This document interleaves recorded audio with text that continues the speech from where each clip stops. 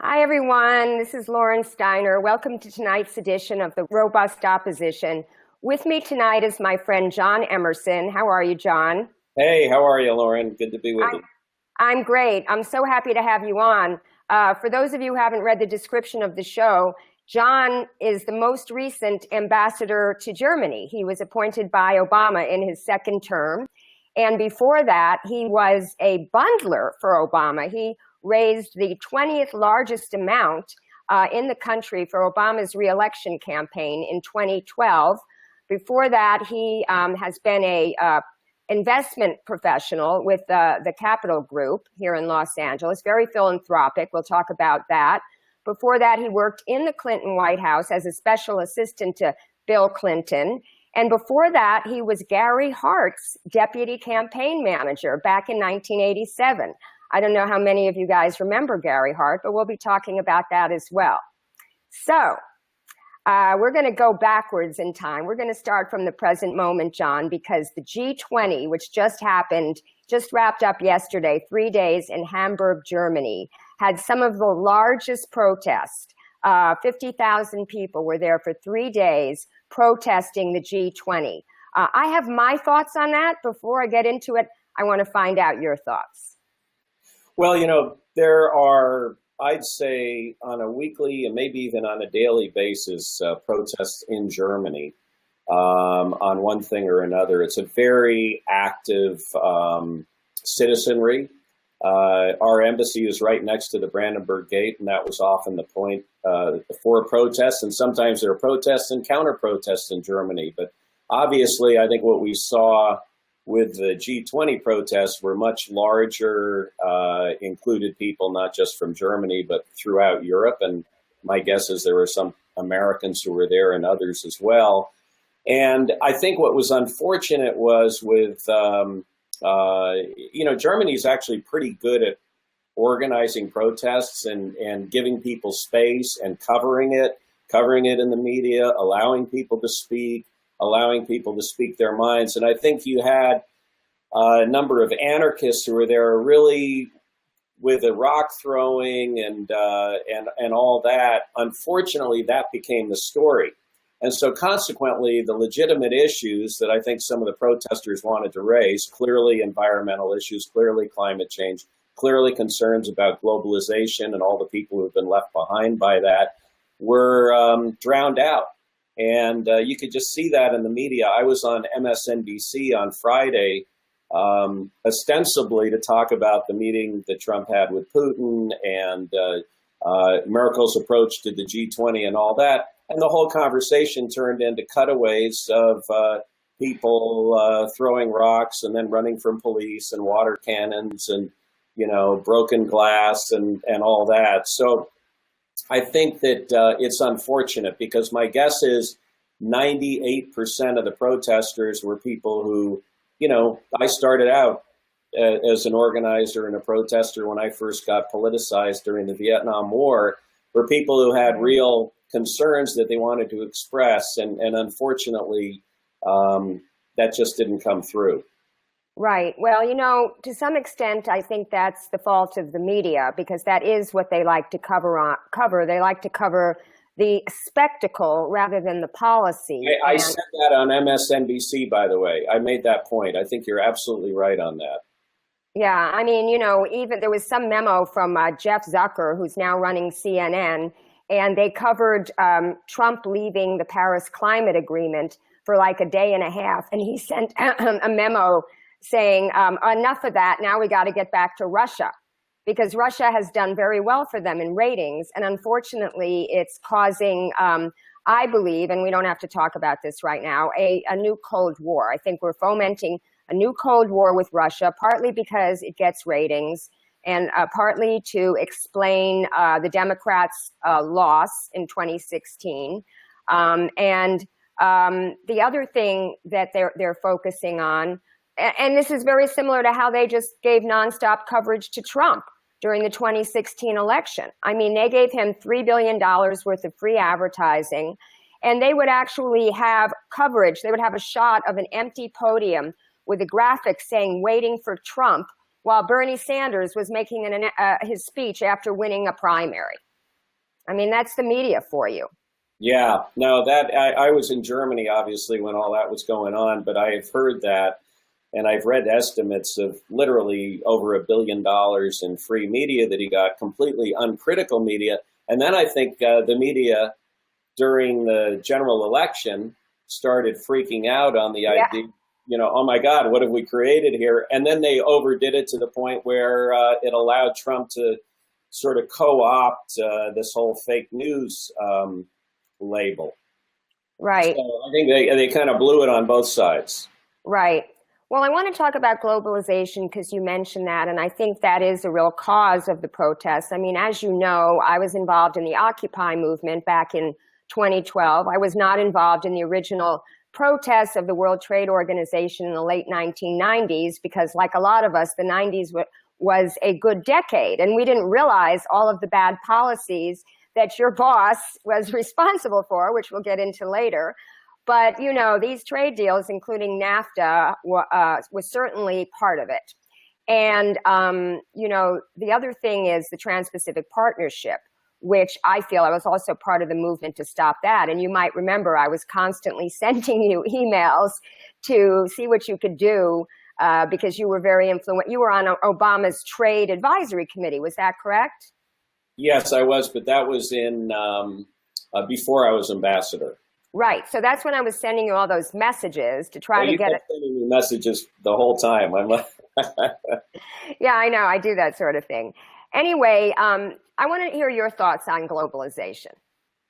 Well, I think a couple of things. First of all, I think that there are a couple of realities in life today. One is that we do have significant globalization in that container ships are moving around the world, the rapid transfer of data and information, the fact that this thing that we're watching can be watched all around the world, that this thing that we're communicating on, the fact that through social media, people are communicating, borders are becoming more and more meaningless when you talk about the spread of ideas, when you talk about the spread of goods and services. And there are certain things of aspects of globalization that I think are very positive. The fact that a small business in Germany or Iowa can actually sell their goods overseas in other countries is a positive thing. I think that competition is a positive thing. It tends to bring down prices. It tends to increase choices that consumers have and all that. And then there's a second dynamic, which is the technology revolution. Again, something that's making this conversation possible. And the technology revolution has also resulted in advances in manufacturing, advances in productivity, that have resulted in significant changes in the economy that I don't think people really anticipated back in the 90s, as an example. And some of these changes have resulted in many of the traditional kinds of jobs that really built and sustained the middle class in America and in other parts of the world are disappearing as robotics and computer technology are beginning to replace them. Now, these also create new jobs. There's new industries that have been created as a result of the technology revolution. But there are a whole scores of people, thousands of people, who are probably for the most part in their late 40s, 50s, 60s, 70s, who feel left behind by the rapid pace of globalization, by the speed of technology, and by the revolution that's occurred. These are people who don't necessarily benefit from the new jobs and the new industries that have been created by all of these things. And so I think when it comes to trade agreements, I think trade agreements in general are not bad. What is bad is negotiating an agreement that doesn't at the same time simultaneously address the fact that there are going to be people who are going to be left behind. There are going to be losers. There are going to be people who are going to be hurt by any particular agreement and not benefited from that. And I think from a policy standpoint, this is where government missed the boat, really, in the last 20 years of trade policy. Trade's a way to manage the impact of globalization, but it's been more doing it on the go, go, go side and much less on the what do we do about the people who've been left behind side. And I think that's where the change needs to come. Well, I would say that there are millions of people, not thousands of people, millions, tens of millions of people that have been left out. And I would say that it's also not just the older people. I mean, we have young people coming out of college right now who do have the training, and they're in so much debt that they cannot afford to, work in public service. That's a different issue, though. That's a different issue. That we should talk about that, but that's separate from the question of globalization and trade and all that. Well, except for the fact that it's about where the new jobs are, and I would contend that lawyer jobs even are disappearing. They're being outsourced. I would contend that engineer jobs, we're trying to train everybody in science, technology, engineering, and math, and what's happening is they're not finding jobs because of all these HB1 visas where they're bringing in people from India and other countries, engineers, because they can pay them less. So the thing is, what we need fair trade, not just free trade. We need fair trade that accounts for workers and accounts for the environment, which our trade deals have not done up to this point. But well, can I jump in on that? First Absolutely. Of all, I agree with you 100%. I did not, because TPP was not something that I was actively involved in. I saw much more on the TTIP side of things.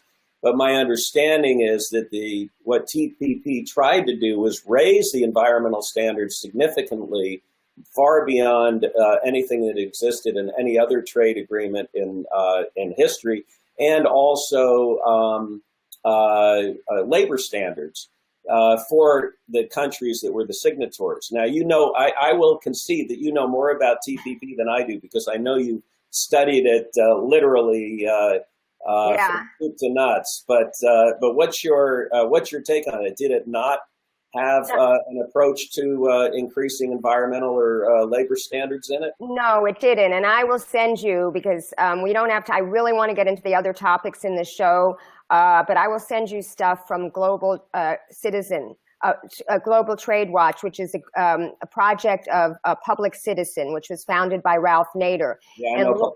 Yeah, Lori Wallach is like the foremost authority on this. And I did several protests of the TPP. I protested Obama when he did his fundraiser at Magic Johnson and Haim Saban's houses back in November of 2012. So I was kind of like the LA Point person fighting that. But, I wanted to bring up a book that I read, which really impacted me. It's probably one of the most important books I've read in the last 10 years. And it's called Winner Take All Politics: How Washington Made the Rich Richer and Turned Its Back on the Middle Class. And the authors are two political economists from Yale and Berkeley, Jacob Hacker and Paul Pearson. And they say it is not globalization, it is not robotization, computerization, automation, or even the new skills. It's things that Washington did do to help the rich and things that they didn't do, which could have helped the middle class. And a couple of examples they use are the derivatives, the lack of regulation of derivatives that happened, during Clinton's years, or the carried interest loophole, which, as you know from being in the financial industry, allows hedge fund managers, who are some of our richest Americans, to only pay 15% on their earnings. And what's interesting is this happens with both administrations, because the two biggest defenders of the carried interest loophole were Chuck Schumer and Chris Dodd. Chris Dodd. And that's because the hedge fund guys live and work in New York City and Greenwich, Connecticut. So, money in politics is an insidious thing.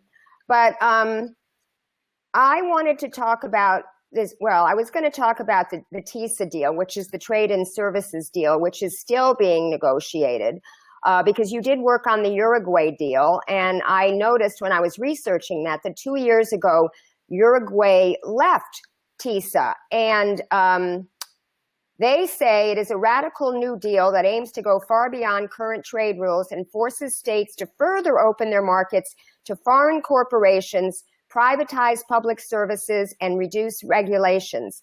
These measures often mean job losses, less environmental protection, and less accessible health care and education. So this is the country that you worked with, Uruguay, that left this about. So I don't expect you to opine about this, but what was your experience working with Paraguay? Well, I mean, Uruguay, I'm sorry. It wasn't working with Uruguay. The Uruguay round of the General Agreement on Tariffs and Trade, the Uruguay round of the GATT, was simply negotiated in Uruguay. But it was all the countries who are members of the WTO. This is the agreement that actually created the WTO back in the late. It was negotiated for about a 15-year period of time over the 1970s, 80s, and then into the early 90s. So it really wasn't working with Uruguay. One thing I would recommend that we focus on, because I just saw somebody posted that we should have a guaranteed jobs program. One thing that I got very familiar with in Germany that I think is fantastic, that ought to be adopted here in the United States, is the dual track vocational educational system. And essentially, to simplify it, what happens is that when you're 16 years old, and maybe that's too young, but in any event, when you're 16 years old, you make a decision as a student whether you want to go on to university and finish what's called the Abitur, which is the very academic heavy degree that you can get coming out of high school in Germany, and then go on to university, or a vocational track. And the way the vocational track works is it's anywhere from a 5 to 7 year program with companies that are established in Germany, where people go and they learn a skill, they're guaranteed a job, they still get their high school education, and they get their high school diploma, and it is half funded by the government and half funded by the company. And I talk to students, or people who are in part of the vocational program. I talk to 40, 50, and 60-year-olds who've been through it and were loving the job that they had and the skill that they had. And I talk to the CEOs of companies that were big endorsers and supporters of it. And literally 15, 20, 25 years after someone graduates from that program, they're 96, 97% of them are still working for that company. And I'll tell you what else happened, which was really interesting. And this is part of the backbone of the German economy are these Mittelstand companies. They're privately held, family-owned companies that, typically make something that's in every car that's sold anywhere in the world, and they make it better than everybody else. And it's second, third, fourth generation. During the financial meltdown, what most of these companies did was the leadership got in and said, okay, we're all going to make a lot less money. Well, the owners will make a lot less, but the workers are going to make less too.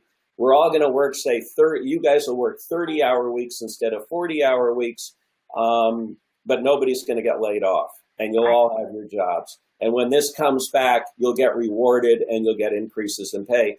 And the loyalty that exists between the leaders of these companies and the employees is extraordinary. And we don't see that very much here in the United States. And I think it's one of those ideas that through globalization, maybe that's a good part of globalization that ought to come to America, and we ought to take a very serious look at that. Well, I would venture to say that we had that more back in the old days. I mean, my father ran I would guess you would call it a medium-sized manufacturing firm, manufactured children's clothing. At its heyday, it did about $50 million in revenue. But back when it was operating in the South, I remember, because when I was still married, my ex-husband and I went down there because he was thinking of maybe working in the family business. And my father was one of those CEOs. Remember back in the day, they say the CEO made like 25 times the average worker. Now they make 500 times the average worker. I mean, they had like a softball team. They were the third largest employer in Colombia. And it was a really wonderful thing. But you know what? He had to close those factories down after NAFTA because he couldn't afford to pay those wages. They went to maquiladoras in Mexico and after NAFTA. And then when China joined the WTO, the Mexican wage was too expensive. So all those people were sold a bill of goods, and all those workers who lost their jobs in Mexico in family farming, because corn was their national crop. And we dumped our cheap subsidized corn on them, which is interesting, because if this was supposed to be free trade, how did we get to keep subsidizing corn? But anyway, we dumped our corn on them, made them take it because of NAFTA. But, anyway, what you're talking about in Germany is a very good thing. And I also like the fact that Germany tends to have what we call industrial policy. Germany made a conscious decision to subsidize their solar industry, and wind and solar is providing about 17% of the energy there. They are the second largest photovoltaic providers after China. And I think in this country, we would call that industrial policy. We would call that communistic or something. So what else did you like about Germany? There's a fair amount of government subsidy of both through tax policy, and tax policy seems to be more how we tend to do it in the United States, but through tax policy and direct grants and the venture capital program that President Obama set up to invest in new energy efficient technologies. So we do some of that there. It's not as direct as you suggest as what happened in Germany. The interesting thing is those subsidies are going to roll off pretty soon. But it's extraordinary. You cannot fly over Germany, as I probably did 2 to 3 days a week as I was traveling around, without looking down and just seeing, hundreds and hundreds of windmills. And the windmills are also a great way for farmers to supplement their living. They can make, they cost about 3 to 4 million euros to put in, but they can generate somewhere between 600, 700,000 net euros in profit basically a year. So it's a great way to help subsidize it and bring down the cost of energy ultimately, and of course move us away from fossil fuels. So in any event, that is one thing I liked in Germany. The other thing I liked in Germany, I'll tell you what I liked in Germany about the German people, and I think you would appreciate this, Lauren. What you see is what you get. There's very little bullshit from people. They, if they like something, they tell you. If they don't like something, they tell you. And our daughters are interning, our twins are interning in Berlin this summer, and they're working at an online media company. And one of the things they've been asked to do is host a show on talking about the differences between Germany and America. And their first one, they're going to talk about what they call wine talk. So wine talk is you go out to dinner with somebody, you talk about, I'm thinking of going, camping, next. Oh, let's do that. That'll be fun. Let's go together. And then of course you never hear from them again. Well, I'll tell you what, in Germany, if you had that discussion, boom, the next morning you'd have an email, let's set the date, let's follow up or what have you. But I kind of like that. There's a level of sincerity and a level of candor to Germans that I enjoyed. One thing I wasn't so fond of, there's also a little bit of sanctimony that you get. You can feel that sometimes in government. You can get that sometimes from individuals, but it comes from an interesting place. Where it comes from is a sense that Germans are very cognizant of their history and the horror of their history. But they also are very, particularly those who grew up in the West, grateful for and appreciative of the United States of America, because we helped teach them democracy. We taught them about a free press, free elections, and we taught them our values.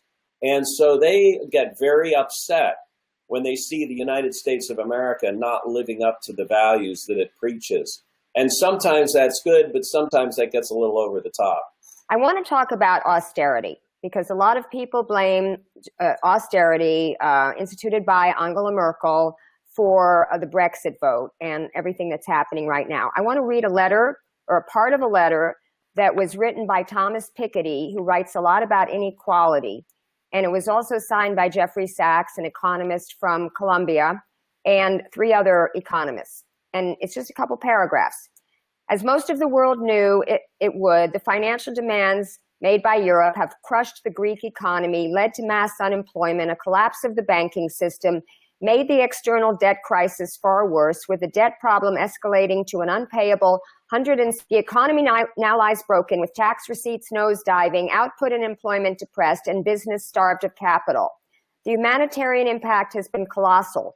40% of children now live in poverty, infant mortality is skyrocketing, and youth unemployment is close to 50%. Corruption, tax evasion, and bad accounting by previous Greek governments helped create the debt problem.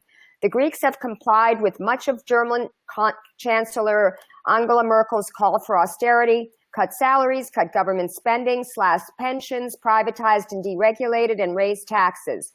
But in recent years, the series of so-called adjustment programs inflicted on the likes of Greece has only served which have been unseen in Europe since 1929 to 1933. Consider a course correction to avoid further disaster and enable Greece to remain in the Eurozone. Right now, the Greek government is being asked to put a gun to its head and pull the trigger. Sadly, the bullet will not only kill off Greece's future in Europe, the collateral damage will kill the Eurozone as a beacon of hope, democracy, and prosperity, and could lead to far-reaching economic consequences around the world. And as we know, we then had the Brexit vote. Elections in the UK last month show that austerity is still being rejected. I know these were not your policies, but you were in Germany. Do you have any action from the German people to what's been going on? First of all, I think it's a little simplistic to sort of blame all this on Germany. And I do think that things have gotten somewhat better in the financial situation in Greece since that article or that book was written, number one. Number two, it wasn't just Germany. There were a number of other countries that were pushing this. And part of the problem is just optics. You know, you're effectively asking German taxpayers to bail out a country where people were retiring at age 50, and you had an incredibly low percentage of folks paying their taxes, and you really didn't have an effort on the part of the government to collect those taxes. That being said, so many of the things that I was working on over the course of my time there were issues where we were really working in concert with the Germans. This was one where we were somewhat at loggerheads.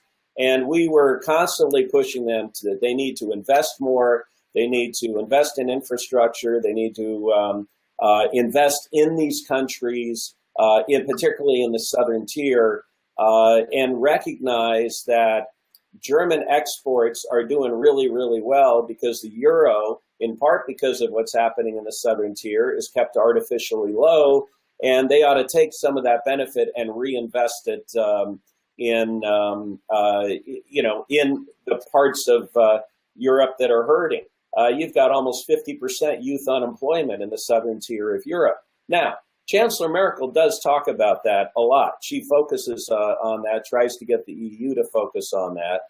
And I think that what happens is the optics and the politics get tough, particularly when the Greeks start printing pictures of Wolfgang Schäuble, who is Germany's finance minister, who's in a wheelchair because of an assassination attempt, as dressed up as a Nazi. That doesn't really make for good relationships. But notwithstanding that, at the end of the day, when we went through, in particularly 2015, the height of the Greek financial crisis, at the end of the day, Germany really did tend to do the right thing. But I will say that one area where we did not have success was on pushing them to invest more in infrastructure development, to invest more in the southern tier, and to take some of that wonderful trade surplus that they were enjoying and put it to work in that part of the country. I do think that Brexit is apart from is a situation really apart from whatever German austerity was was being imposed, if you will. I think with Brexit there was much more a sense of there was much more a sense like that. Does that work? Okay. There was much more a sense of what is the EU doing for us, and the money that was being spent sent to Brussels, and candidly throughout Europe, a lot of the anti-Euro movement, not Euro the currency, but Euro like EU, is not dissimilar to what we see in the United States. I think many Europeans look upon Brussels as many Americans look upon Washington, D.C., which is sort of out of touch, issuing these rules and regulations that, certainly aren't helping them, that are making their lives more complicated. In any event, I think the whole Brexit vote was a much broader dynamic than what, Germany's fiscal policy may have been vis-a-vis Greece. All right. Okay. Now I'm getting feedback. Yeah. See, that's why I have to use these earbuds. Okay, use them and we'll just deal with the cutouts every now and then. All right, let me try it until I start with the feedback again. Because Okay. I'm going to edit this when it gets in for YouTube. Okay. Yeah, and I can cut out the feedback part. So for the second half of the show, I'd like to talk about you more as a person and your background and your history, rather than talking about economics, which is not my strong suit. I did read an article in The Economist that was written a day ago about the trade surplus and the issues with that, but I'm not prepared to really discuss that. So let's talk on more comfortable ground. And I'm sure that my viewers would like to know what life is like for an ambassador. Specifically, what were some of the most surprising parts of your job, most fun parts of your job, the hardest parts of your job? What will you miss? Well, first of all, I would say it was the greatest job I ever had and the hardest I ever worked, for sure. It's a 24/7 job. You're on all the time. As someone said to me before I went over there, I joke that most Americans can't name a single ambassador to our country, except maybe this guy Kislyak, because he's in the news a lot lately, or maybe the Israeli ambassador who tends to get on TV a lot. But apart from that, most Americans have no idea. The American ambassador to virtually any country, if you're at all visible and active, is a very well recognized political figure, as recognized, maybe not as recognized, but in the same vein as senior political leadership and senior business leadership of that country. And you have a lot of expectations put on you. And so I think that some of the tougher challenges were, as you may recall, about 8 weeks after I got there, word broke that we had been tapping Chancellor Merkel's cell phone. Mm-hmm. And so I basically, my introduction to Germany was through a shitstorm. And the biggest surprise was, I think a lot of people back in the United States assumed this was, the German protest over this was pretty much like, the scene in the movie Casablanca, where the guy walks into the gambling establishment and says, "I'm shocked to see that gambling is going on." And then the guy comes up and goes, "You're winning, sir." And that this was kind of what was happening, but it really wasn't. In point of fact, because Germany had a 50-year history of the Third Reich and then the Stasi using intelligence gathering, using information to oppress and suppress and even terrorize its own people, there's a great deal of sensitivity to this issue. And there's a very heightened sense of privacy in Germany, even beyond that we have in the United States. Germans, for instance, are not eager first adapters of new technologies like this. They don't readily give out their emails. They're very cautious about all these kinds of things. And so it was, and then beyond that, what I was mentioning before about the sense of appreciation for America and helping to rebuild Germany after the war and teaching, Western values or our shared values, there was a severe sense, particularly among older people who lived during that time, of tremendous sadness and disappointment in America. How could you betray us like that? It was a genuine feeling of betrayal. And so the State Department was very helpful. They sent me a cable that said, well, here's what you can say about this. What you can say is, I'm sorry, we don't comment on intelligence matters. So I obviously ignored that. And this, by the way, is the benefit of non-career ambassadors, political ambassadors. I had much more flexibility to sort of ignore stupid suggestions like that and do what I want. So what I did was I did traveled the country intensely. I did a ton of television interviews, town halls, editorial page interviews. And I'd have people at some of these town halls stand up and say, what gives you the right to think you can even be in this room, that you can even be in our house, in effect, talking to us about these things?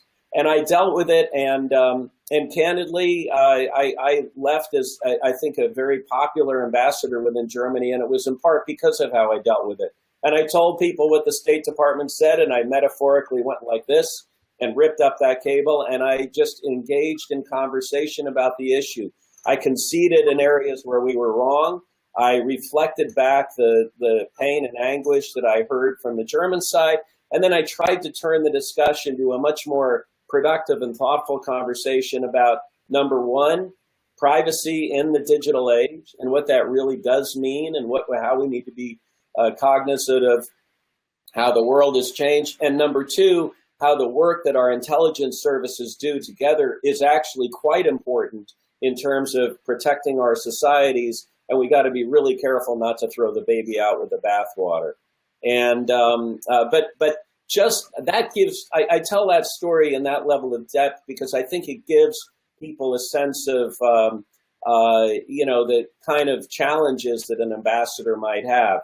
Look, I spent 2 to 3 days traveling outside of Berlin. Kimberly, my wife, came with me on a lot of those trips. People said to me, Berlin is to Germany as New York or Washington, D.C. is to the United States. I probably visited close to 200 separate places in Germany.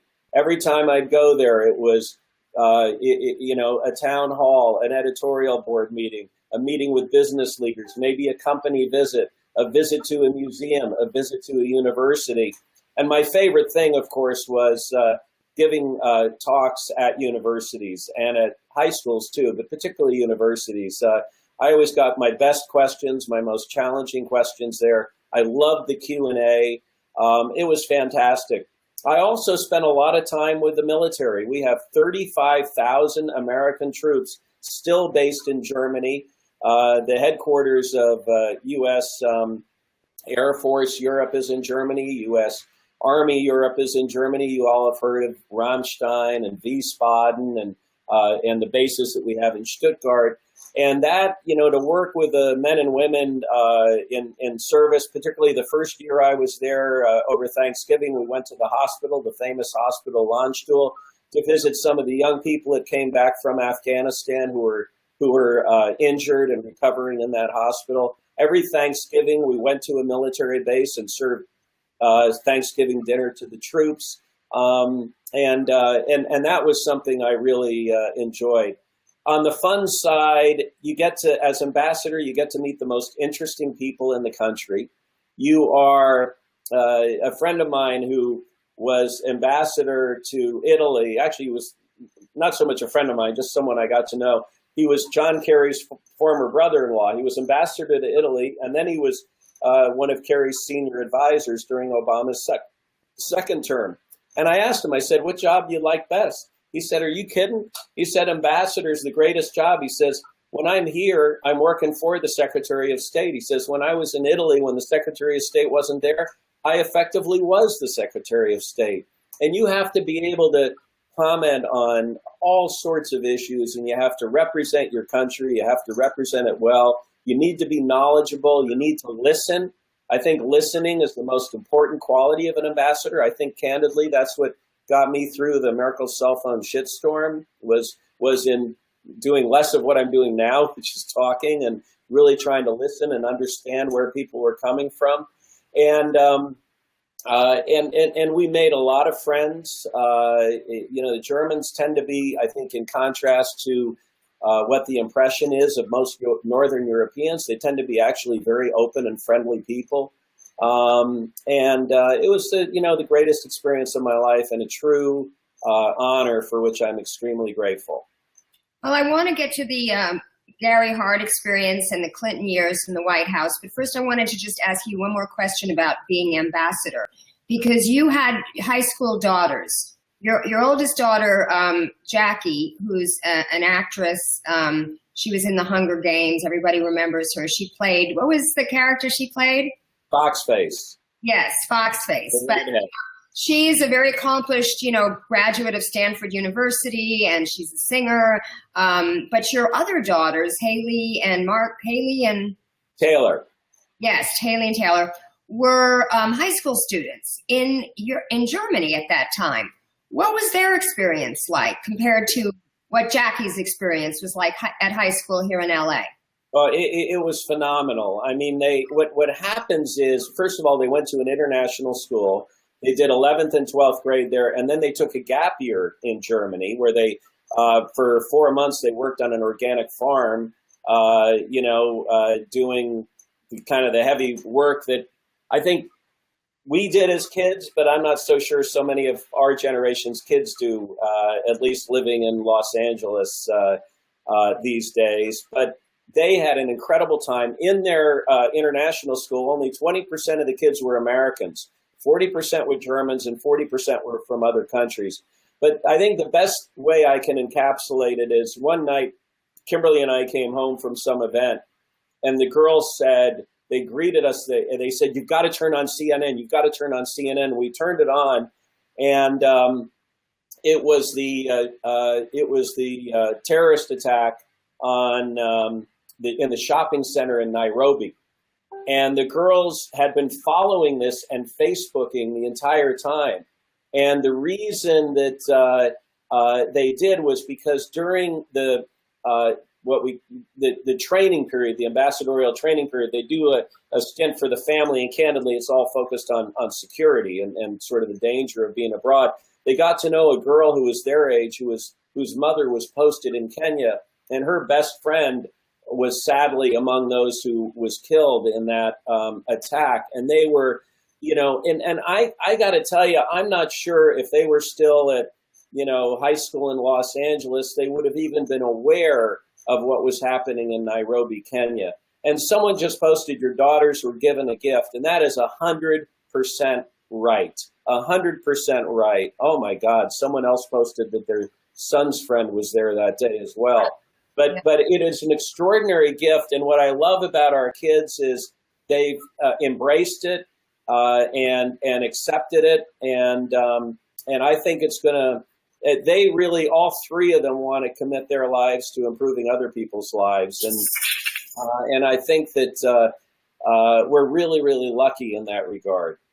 Well, that's what you've done. I mean, you were a big philanthropist here, or I wouldn't say philanthropist, but you were very civically active. You were president of the board of the Music Center, which is a very important cultural institution here in Los Angeles.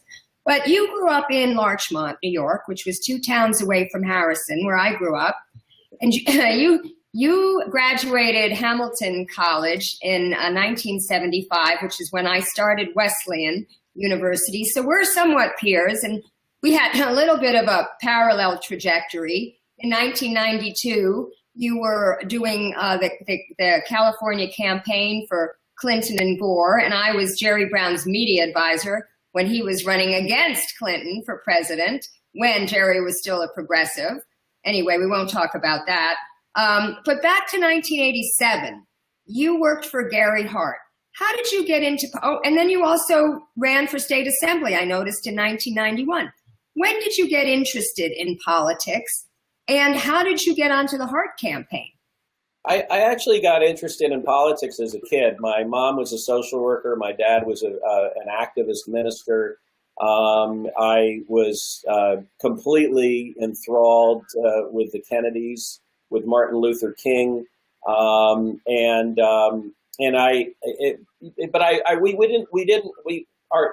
remember my dad gave a very powerful sermon, really kind of blasting the segregation and the clubbiness in the community of Larchmont after Martin Luther King's assassination. But we also weren't a family like some others that I've come to know who went down to Mississippi or were the Freedom Riders or whatever. So we were, committed and all, but we weren't activists per se in that sense. So I don't want to overstate that, but that's really where I got my interest in politics. I saw politics as a way where you can have the biggest impact on changing people's lives. And also, candidly, I enjoyed it. I mean, I found as I grew older, what politics entails, which is meeting new people and trying to solve problems, fun. It's something that appealed to me a great deal. My first real political action was, canvassing for George McGovern and participating in marches and protests against the Vietnam War, and when I was later in high school and then in college. And then when I was in law school, I sort of fell out of it. I had the student loans, got a law job in Los Angeles, which is what brought me out here. And I think after 1980, I became very concerned about the future of the Democratic Party. And there was this guy, Gary Hart, who wrote a book called New Democracy, who was incredibly intellectual and thoughtful about how we can, make the pie grow, about how our military ought to operate. He sort of foresaw some of the challenges that were the opportunity and the challenges that were coming from the technology revolution. He foresaw conflict in the Middle East. I remember one of his stump speech lines was, I will not spill one drop of American blood for somebody else's oil. He was very cognizant of the challenges with immigration and the poverty he said the best solution to poverty and the immigration problem is helping to raise the standard of living both in Mexico and in the United States. I mean, he was talking about things that we're still talking about today that nobody was talking about in those. And so I got very attracted to him. And basically, I went to an event, introduced myself to some of his staff people. I had a little bit of credibility because I was in a law firm that had some serious visibility politicians in it. John Tunney, the former senator, was a partner. Chuck Manad, who at the time was chairman of the Democratic Party, was a partner of the law firm. And they said to me, "Well, Gary's coming out in a month. Would you be willing to drive him?" And so I started driving him. And as I drove him, I met people, and then it was really just being an organizer. And I accompanied him on his trips through California in the run-up to that 84 campaign. And by the time he won the New Hampshire primary in 1984, beating Walter Mondale and really stunning the political world, I had a group of over 3,000 Californians who were Californians with heart. And that grassroots operation beat the established political operation here in California in the primary in June. And it was almost enough for Hart to get the nomination, but he fell just short because of your favorite people, the superdelegates, which is what put Mondale over the top in 1984. Well, 2 years later, I moved to Denver to be the deputy campaign manager of Hart's campaign. And this campaign, and particularly for those, of your listeners who weren't aware of this or weren't around during that time, this was the campaign that ultimately where Hart dropped out because of a scandal with a relationship with a woman named Donna Rice. And it was kind of the first of these kinds of things. And it was really the campaign where the press turned into deciding that they were, in effect, the character police. Mm-hmm. And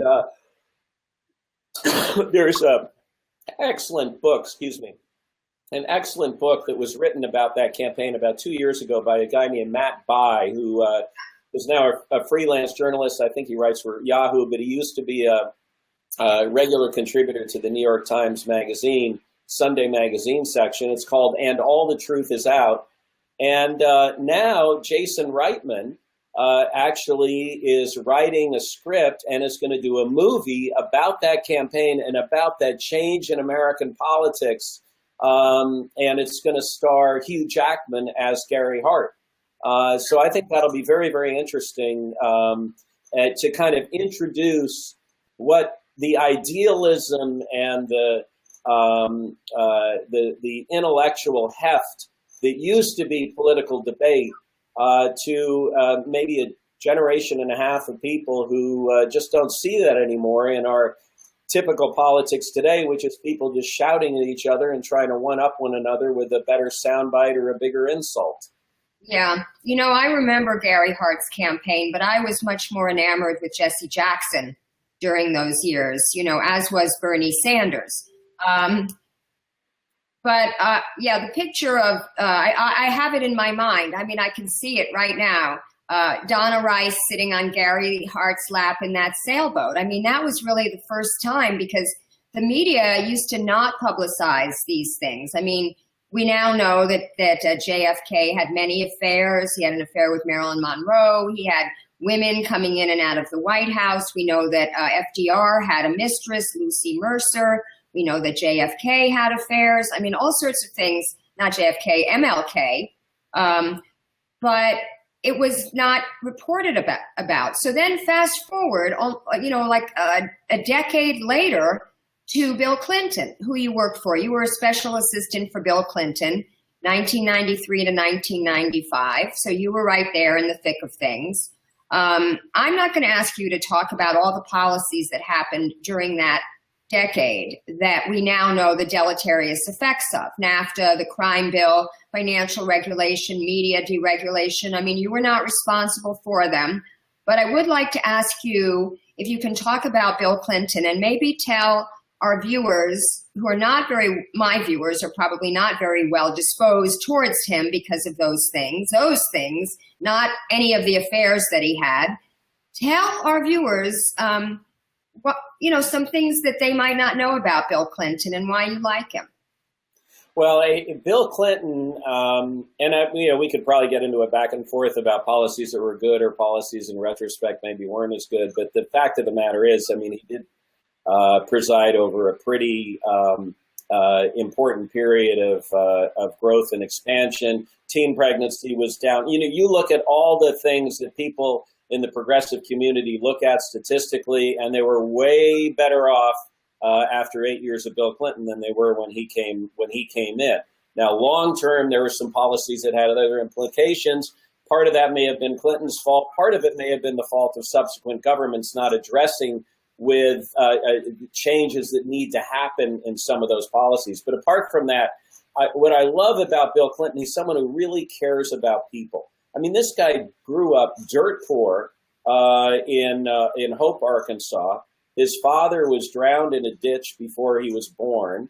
His mother then married an alcoholic who used to beat her. And there's a famous story about Clinton when he was 12 or 13, basically physically, standing up to him to protect his mother.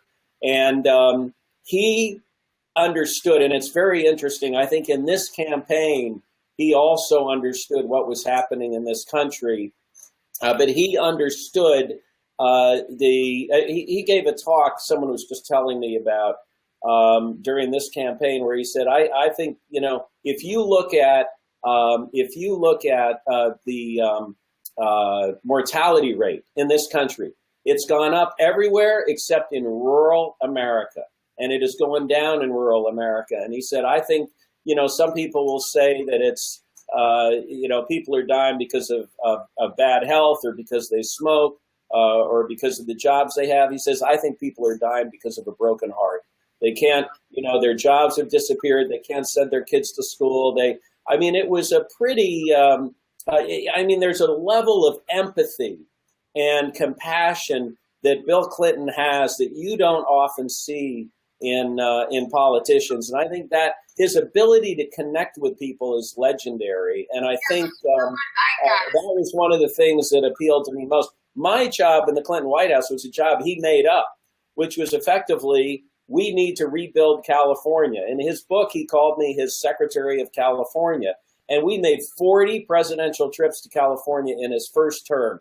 And the effort to rebuild South Central LA after the riots, the effort to, try to transition, because what happened was probably one reason we won California in 92, California had been a red state all the way up till then, by the way, in presidential politics. The reason we won it was because it was in a severe recession, because in part because of the fall of the wall and the loss of all these high wage aerospace jobs that Ronald Reagan had brought to California during the buildup, of our defenses, and working out, environmental deals, trying to help with the water policy in, Central California, investing in DARPA, which ultimately resulted in the internet.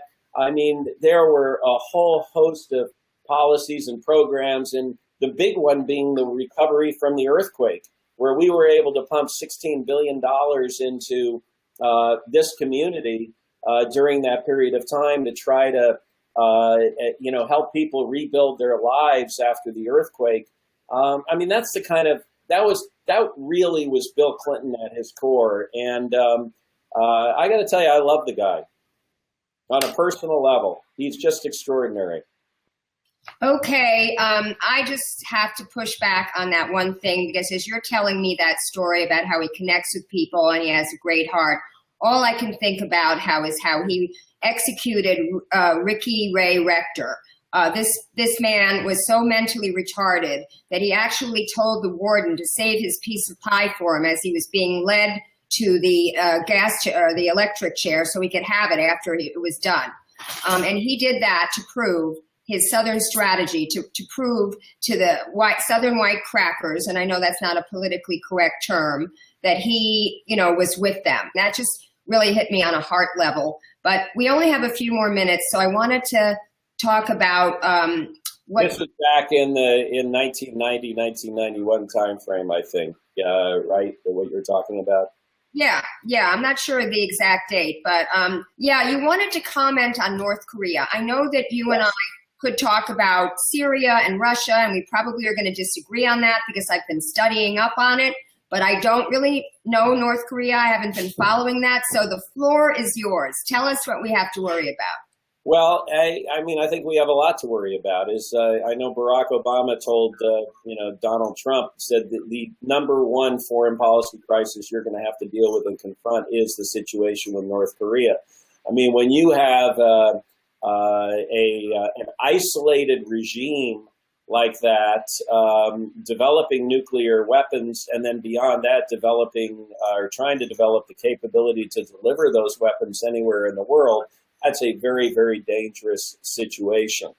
And, the problem with the situation in North Korea is there aren't any really good options. There's only less bad options. The options that would engage military action, of course, would in all likelihood result in one of the greatest losses of civilian life, certainly since World War II.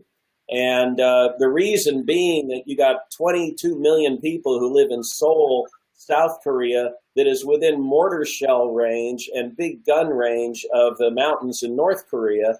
And the minute any kind of attack or military action were to take place, they could pretty much obliterate that city, to say nothing. Now, presumably, they're not going to detonate a nuclear device on the peninsula, but Tokyo's not that far away. And that's, literally a conflict with North Korea could potentially result in millions of civilian deaths. I mean, this is, so those options aren't very good options. The option that we're sort of left with is pressuring China to pressure North Korea to stand down from its development of nuclear weapons and from, obviously, from the ballistic missiles that they're trying to develop. And North Korea does 85% of its trade with China. So China's got a lot of leverage there. I mean, this isolated country, the way it, survives is through trade with China. And the problem is China has a couple of national interests at stake here as well. One, they do not want a destabilized North Korea that results in millions of North Korean refugees pouring over the border into China. That's a concern of theirs. And the second concern, candidly, they don't want to see a stable North Korea that unites with a South Korea, creating a united peninsula, which I think would be a wonderful result, in my opinion, because that would, in effect, in their mind, put the United States of America right on China's border. And so it's this, there's this dance that's going on with how much can China pressure, North Korea to get them to behave in a way that's somewhat remotely consistent with how nations should relate to one another. And we're stuck with a lot of bluster coming from Washington, D.C. these days, and not a whole lot of reasonable alternatives for backing up that bluster. So I would say it's a troubling situation. What I would recommend is there's a great article about a month or two ago in Atlantic that really walks through the options on North Korea that I thought was very, very good. You might want to read that, or I'd encourage your readers to look at it. I forget who the author was, but I just read it a couple of weeks ago. Great. Well, I know we weren't going to talk about Trump because the mainstream media is doing a good enough job bashing him. But just as a final question, do you have any confidence in Rex Tillerson and the team that he's working with? Well, on one level, I thought, well, this is a guy who's serious. He's an internationalist. What I worry about is the approach. First of all, the team that he's working with, he hasn't appointed a lot of that team, and I think that's a problem. And then the second concern I have is an approach which appears to be wanting to downsize the State Department before you've taken the time to sort of understand what the State Department is good at, is not good at, should be doing, shouldn't be doing. I think we could be spending a whole lot more resources in things like that are being cut or proposed to being cut, like exchange programs, particularly with countries where people don't like us, or at least the governments don't like us, each other too much, but with those countries, with AID and trying to, build up the economies from the grassroots of a lot of places that, if we don't do that, could end up becoming unstable countries in their own right. I mean, there's so much we could do in the public diplomacy realm, and all I can say is about the cuts that are being proposed, and this is less about Rex Tillerson and more about the budget cuts that are being proposed in the State Department, is General Mattis, who would be the beneficiary of those cuts. His comments when he heard about him was to say, well, if you do that, you're just going to have to buy me a heck of a lot more bullets. So my concern is, I think I would like to see Tillerson push back against that and start really investing in the kinds of things that diplomacy and a proactive State Department can really help to bring about in a positive way, and I haven't seen that so far. What is in your future? You mentioned to me you were studying for some securities exam. Are you going back into that industry? Are you going to stay in diplomacy or politics? What's next? Well, I am going to go back to my former place of work in a different role. I'll probably be more of an ambassador for the company, if you will, which will be kind of fun. But so I am going to do that, and what I plan to do is get more involved in, or stay involved in, some of the transatlantic organizations like the German Marshall Fund or the American Council on Germany. That I was involved with on the other side as ambassador. And then I live in LA. I care about LA. I'll undoubtedly be involved in some local activities here as well to try to help the community. So I can't give you a crisp answer on it because I'm still in the process of trying to figure everything out. Great. Well, thank you so much for being on the show, and thank you very much for watching, and have a great week.